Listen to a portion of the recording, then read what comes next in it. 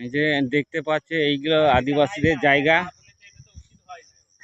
আদিবাসীদের জায়গা এটা ঘিরে নিয়েছে তারা, হয়তো কারা ঘিরেছে আমরাও জানি না। আমরা বহুদিন ধরে এখানে চাষ করছি। আপনারা দেখুন এই জায়গাটা আমাদের এইটা সুরুল মৌজা পড়ছে।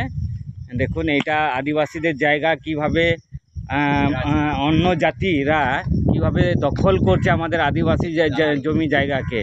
হ্যাঁ, এটাই আপনাদের কাছে আমাদের একান্ত অনুরোধ, এবং মুখ্যমন্ত্রীর কাছে আমরা এটা জানাতে চাই যে আমাদের আদিবাসীর উপর যে আমাদের যে চাষযোগ্য জমি সেটা বিভিন্নভাবে বা জোরপূর্বক আমাদের এই জায়গাগুলোকে দখল করছে।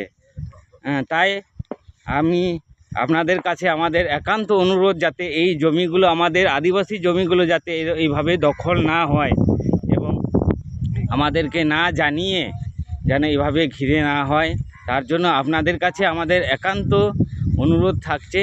আমাদের জায়গাগুলো যেন আমরা সঠিকভাবে, ঠিকভাবে এবং ন্যায্যভাবে আমাদের সঙ্গে কথা বলে যেন জায়গাগুলো নিতে পারে বা আমরা বিক্রি করতে পারি।